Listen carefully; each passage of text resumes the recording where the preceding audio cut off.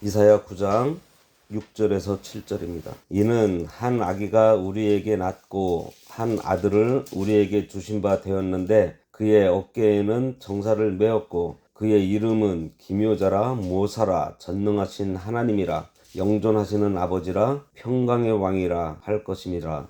그 정사와 평강의 더함이 무궁하며 또 다윗의 왕좌와 그의 나라에 군림하여 그 나라를 굳게 세우고 지금 이후로 영원히 정의와 공의로 그것을 보존하실 것이라. 만군의 여호와의 열심히 이를 이루시리라.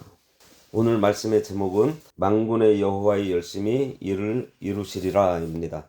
앞에 1에서 5절에서 흑암 가운데 큰 빛으로 메시아를 보내서 전쟁도 없고 늘 추수하는 즐거움의 왕국을 건설하실 것에 대한 말씀에 이어 오늘은 그 메시아가 어떤 분인지 전하고 있습니다. 그러면서 그 모든 일들을 하나님의 열심으로 다 이루실 것을 말씀해 주고 있어요. 6절에 이는 한 아기가 우리에게 낳고 한 아들을 우리에게 주신 바 되었는데 그의 어깨에는 정사를 메었고 그의 이름은 기묘자라 모사라 전능하신 하나님이라 영존하시는 아버지라 평강의 왕이라 할 것임이라 그랬습니다. 한 아기가 낳았다고 했어요. 한 아기는 하나님께서 그의 백성에게 주기로 약속한 메시아 예수 그리스도를 가리킵니다.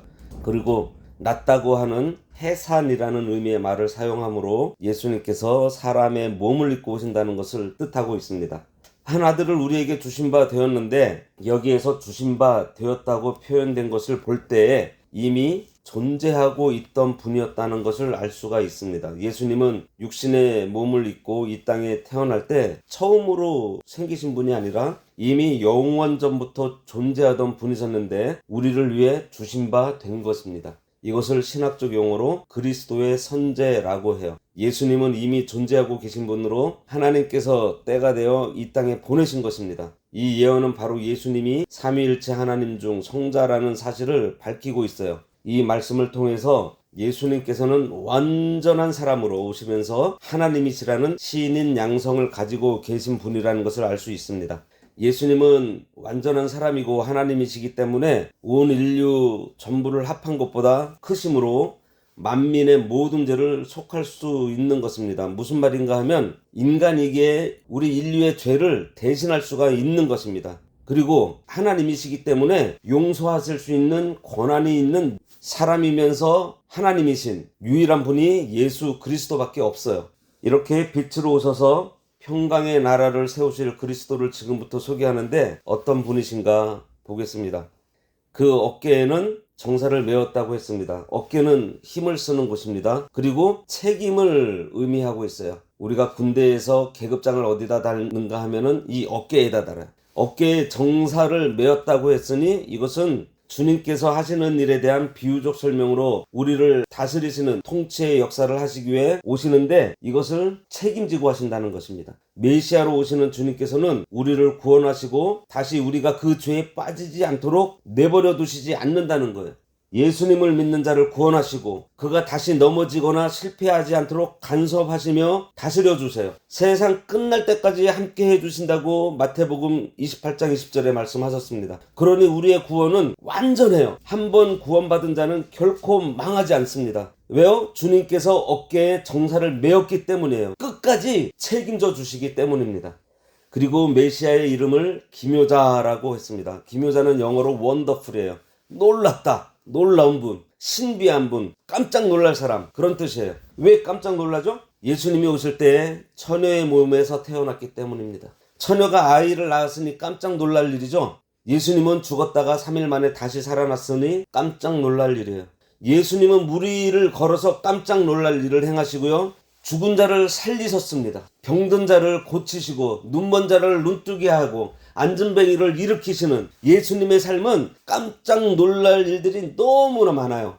왜죠? 사람의 몸을 입고 오셔서 사람이 하지 못할 일을 하시기 때문입니다. 주님께서는 완전한 사람이시면서 하나님의 신성을 가지고 계신 전능자이시기 때문에 사람이 할 수 없는 불가능한 일들을 많이 하셨어요.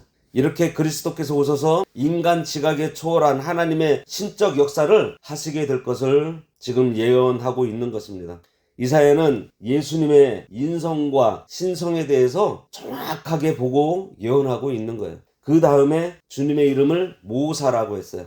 모사는 영어로 카운셀러입니다. 상담자란 뜻이고요. 책사라는 뜻이에요. 옆에서 잘 가르치고 안내해서 바른 판단을 하도록 도와서 실수하지 않고 옳은 결정을 내릴 수 있도록 돕습니다. 그리스도께서는 완전한 지혜를 소유하시고 세상의 어떤 모사도 미치지 못할 모든 것을 계획하시고 이루심으로 실패 없이 해 나가실 것을 가리키고 있어요. 사람의 모략, 마귀의 모략은 예수님의 지혜를 감당하지 못해요. 그래서 예수님은 우리의 모든 일에 대한 의논의 대상입니다. 그러니 예수님께 나아가 무엇이든지 의논하면 우리 마음이 평안해지고 안심되며 평강을 누리게 되어 있어요. 이게 뭐예요? 기도인 거예요. 예수님을 우리의 모사로 모시고 어려울 때마다 의논하면 하나님의 뜻대로 실수 없이 걸어갈 수가 있습니다. 그러니 예수님을 나의 모사로 삼고 무슨 문제라도 먼저 의논하는 기도의 자리가 우리 삶에 반드시 필요한 거예요.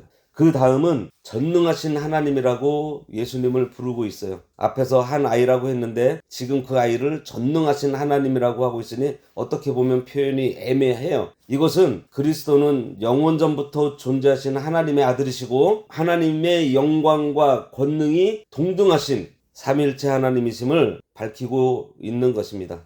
그리고 영존하시는 아버지라고 했는데요. 앞에서 전능하신 하나님이시라고 하신 것은 예수님의 능력에 대한 것이고 이 영존하시는 아버지는 예수님의 존재, 영원전부터 존재하셨다는 영원의 의미가 끝이 없는 것이 아니고요. 시작도 없는 것이 영원입니다. 하나님은 영원하신 분으로 우리를 영원히 사랑하는 아버지로 계신다는 거예요. 끝없는 사랑으로 우리와 늘 사랑하시는 아버지이십니다. 요한복음 14장 9절에 예수께서 가라사대 빌립아 내가 이렇게 오래 너희와 함께 있으되 네가 나를 알지 못하느냐 나를 본 자는 아버지를 보았거늘 이렇게 말씀하셨죠. 그리고 평강의 왕이라고 했습니다. 그리스도는 하나님과의 화목을 이루어 주시는 왕이시고 우리 마음속에 화평을 주시는 왕이세요. 환난 당하는 자에게 평강을 주시고 병든 자에게 평강을 주시고 고통받는 자에게 슬픈 자에게 괴로운 자에게 속상한 자에게 평강을 주시는 분이 예수 그리스도예요. 그래서 우리가 예수 그리스도 앞으로 나아가면은 화평을 얻게 됩니다. 그래서 구약 제사에 보면은 화목제가 있지 않습니까? 하나님과의 화목을 예수님을 통해서 우리가 할 수가 있는 거예요. 6절에 소개하고 있는 하나님께서 보내실 메시아의 어깨에는 정사를 메웠고 이름은 기묘자, 모사, 전능하신 하나님, 영존하시는 아버지, 평강의 왕이시기 때문에 우리가 어제까지 본 1절에서 5절까지의 성도에게 약속하신 빛으로 오시고 평강의 나라 또 축복의 나라를 반드시 넉넉하게 이루실 수 있는 분이라는 것을 지금 얘기하고 있는 거예요.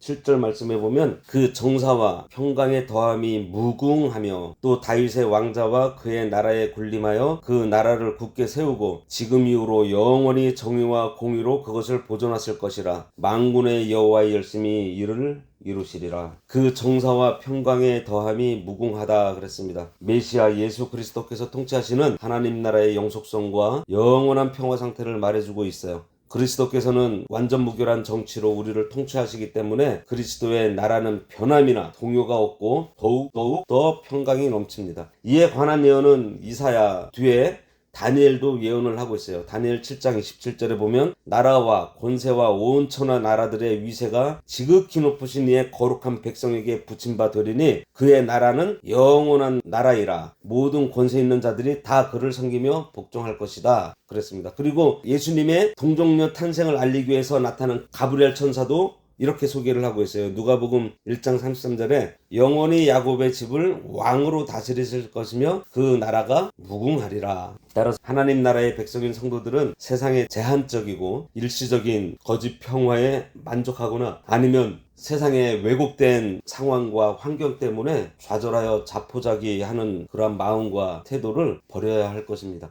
또 다윗의 왕자와 그의 나라에 군림하여 나라를 굳게 세우고 지금 이후로 영원히 정의와 공의로 그것을 보존하실 것이라 만군의 여호와의 열심히 이루실 것이다 했습니다. 다윗의 왕자는 다윗의 왕통을 계승할 왕위를 말하는 것으로 그리스도께서 다윗의 자손으로 오셔서 영원한 왕위에 오를 것을 가리켜요. 이 언약은 하나님께서 다윗에게 하신 언약이죠. 사무엘하 7장 13절에 그는 내 이름을 위하여 집을 건축할 것이요 나는 그의 나라 왕위를 영원히 견고하게 하리라. 예수님이 다윗의 왕자에 앉아서 백성을 다스려 주실 때 그 나라가 굳게 서고 영원히 보존하시는데 정의와 공의로 보존하실 것이라고 말씀하고 있어요. 그리스도의 나라는 불공평하거나 불의한 것이 털끝만큼도 없습니다. 그리스도께서 이러한 나라를 세우시고 영원히 보존하신다는 거예요. 이 말씀대로 예수님이 오셨고 구원의 통치의 역사를 하셨고 지금도 이루고 계십니다. 우리가 1절에서 7절에서 복음이 무엇인지 보았습니다. 복음은 하나님께서 죄로 말미암아 흑암의 고통 속에 있는 자에게 빛을 비춰 그 죄를 제거하시는 은혜로운 소식으로 흑암의 고통을 다 제하여 버립니다.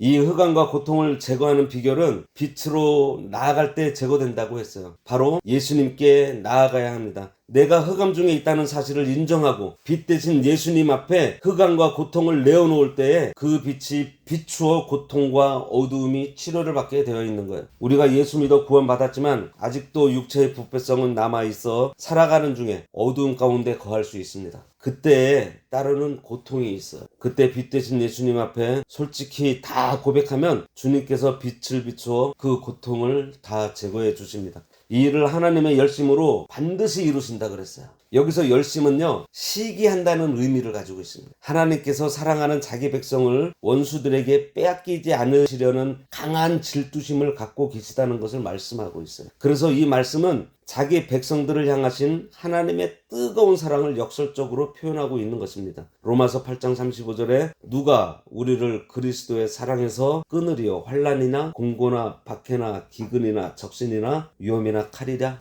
하나님의 열심으로 이 일을 이루신다는 것은 하나님의 사랑으로 이 일을 이루신다는 것입니다. 그것도 어떤 사랑이요? 강한 질투심을 가진 그 사랑으로 하나님께서 우리를 이렇게 사랑하고 계십니다.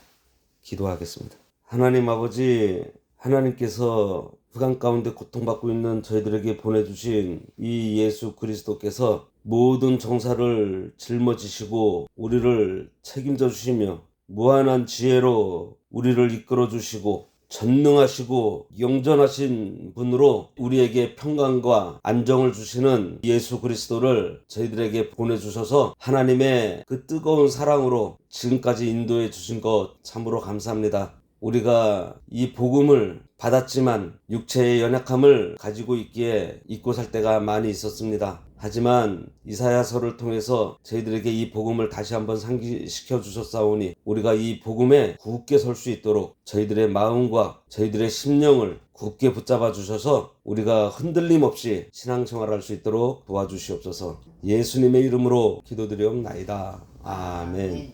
하늘에 계신 우리 아버지여, 이름이 거룩히 여김을 받으시오며 나라가 임하시오며 뜻이 하늘에서 이루어진 것 같이 땅에서도 이루어지이다.